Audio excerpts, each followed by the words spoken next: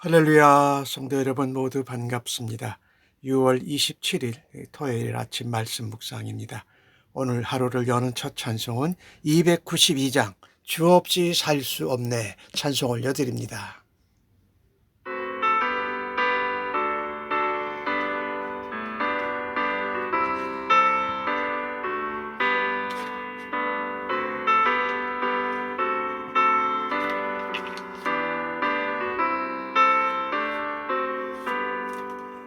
주 없이 살 수 없네 죄인의 구주여 그 귀한 몸의 피로 날 구속하소서 구주의 사랑으로 흘리신 보혈이 내 소망 나의 위로 내 영광 됩니다. 주 없이 살 수 없네 나 혼자 못 서리 힘없고 부족하며 지혜도 없도다 내 주는 나의 생명 또 나의 힘이라 주님을 의지하여 지혜를 얻으리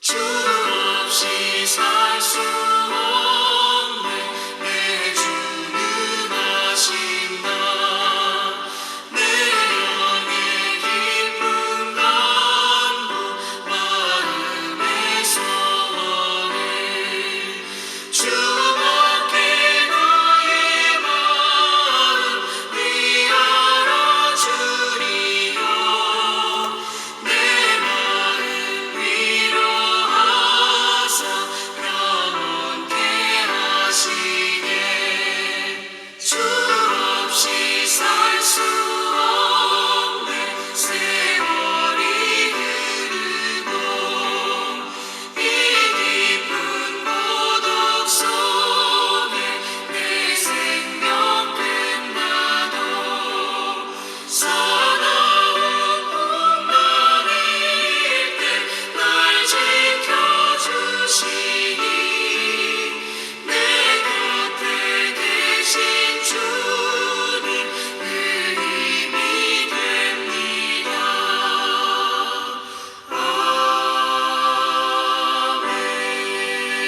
아멘.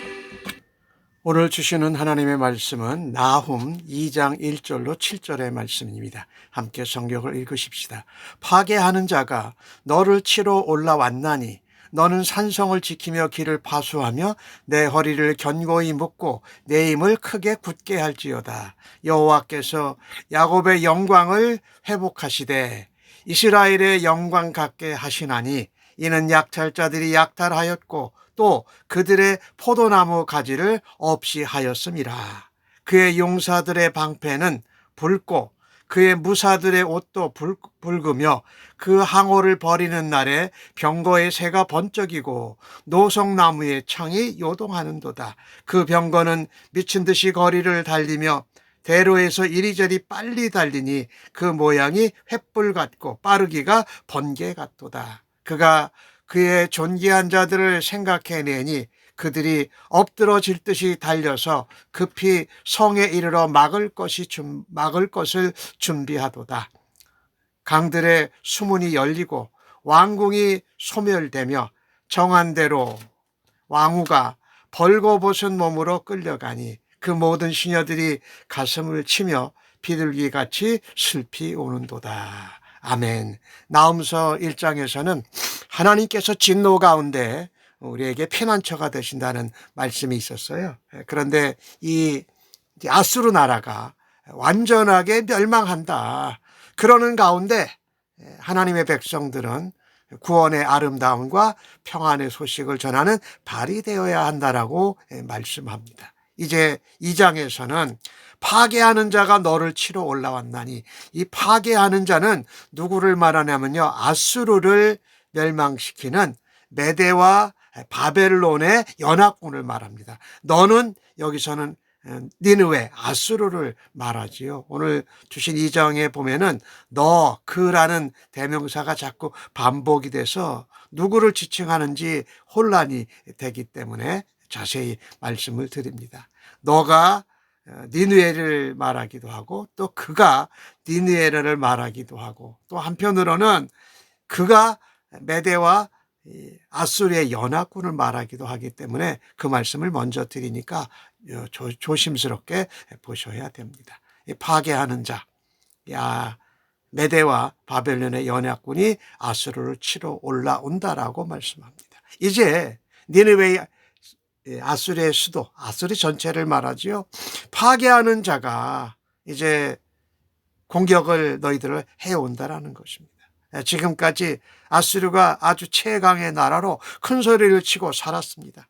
근데 이제 그들의 시대도 조금 있으면 끝이 나게 된다라는 것입니다. 이 아수르가 바벨론의 기원전 612년에 망하는데 바로 이제 그 전쯤이죠. 615년이 가까이 됐을 때지요. 아수르의 수도 니느웨의 멸망은 악인들을 심판하시는 하나님의 역사를 보여줍니다.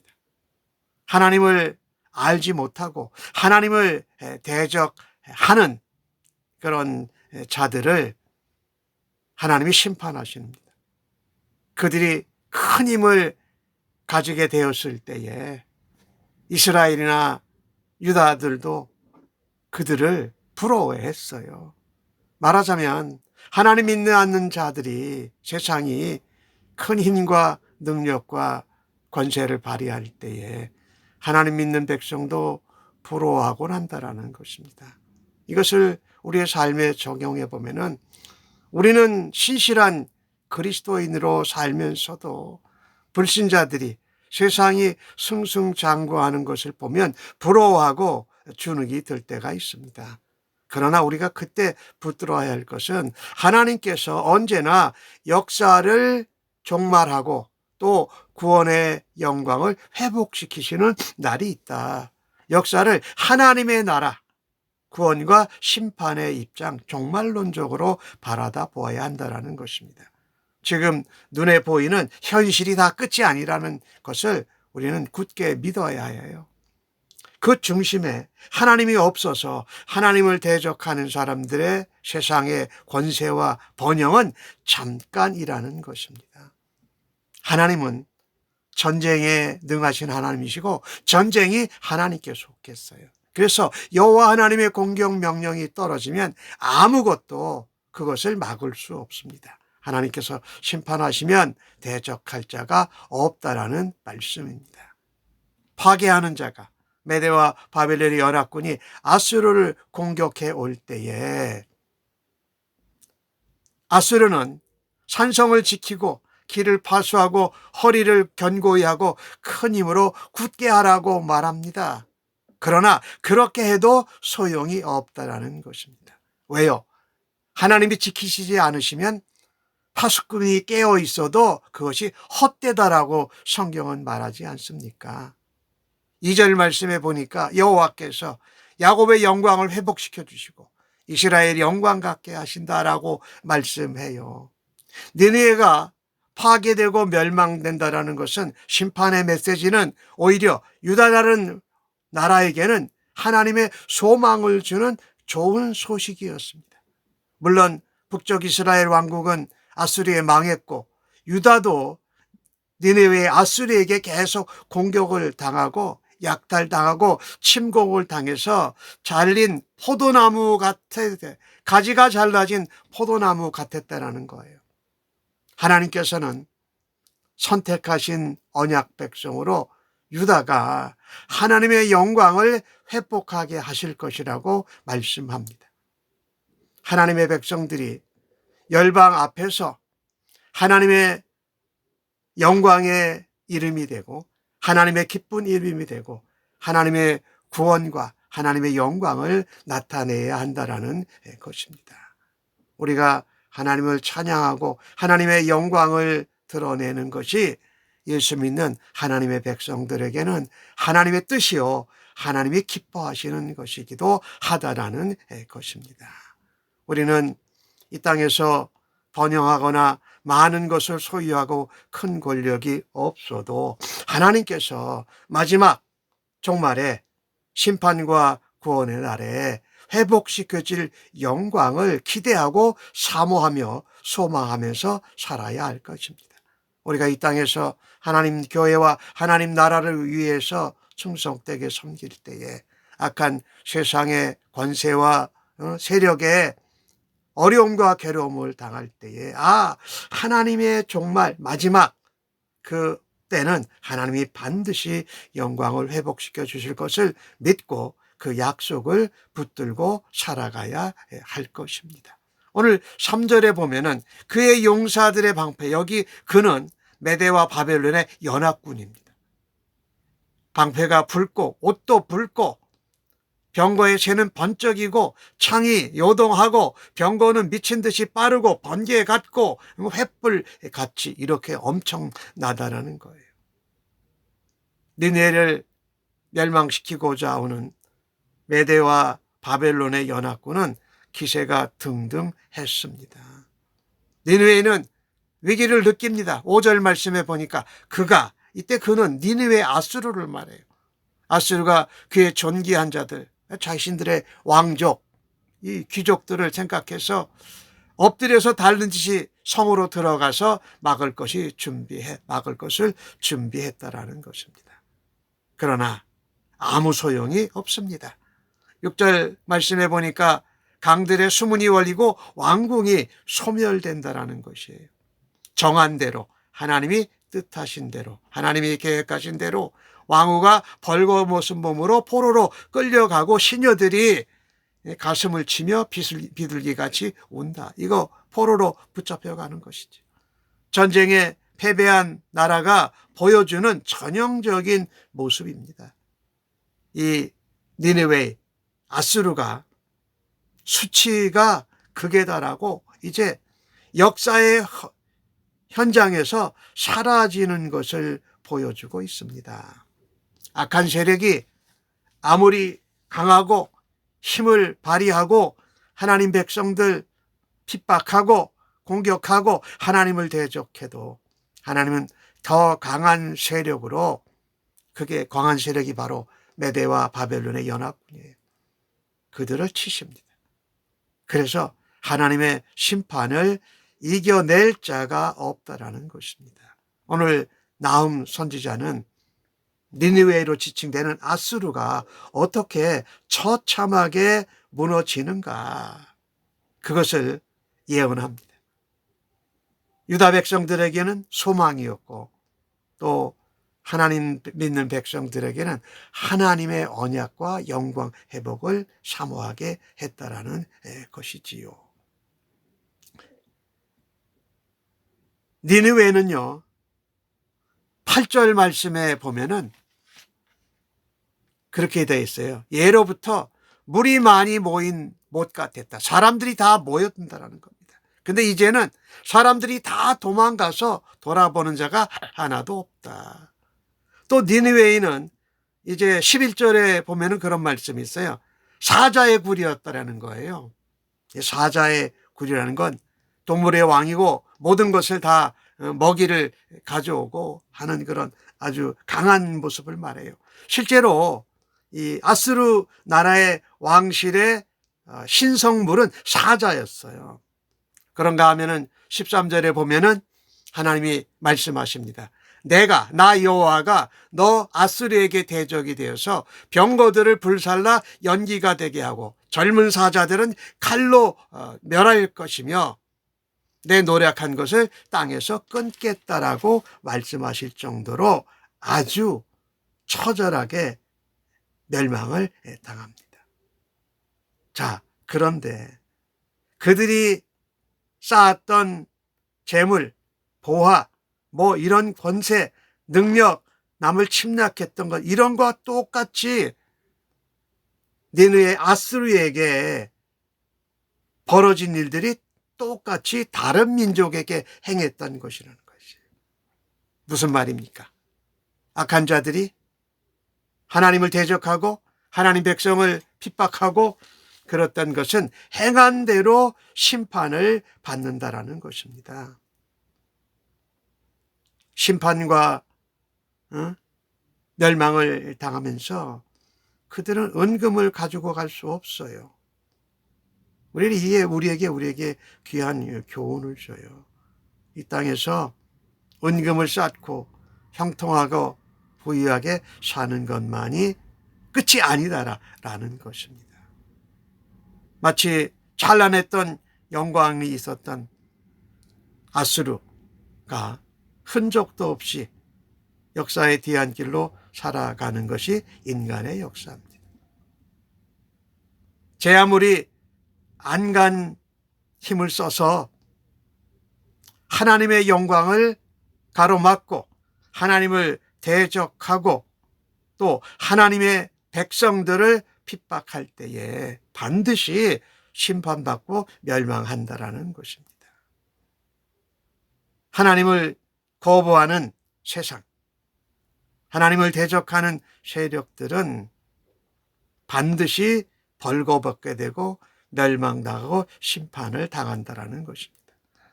이것을 우리는 기억해야 합니다. 그것이 바로 종말입니다.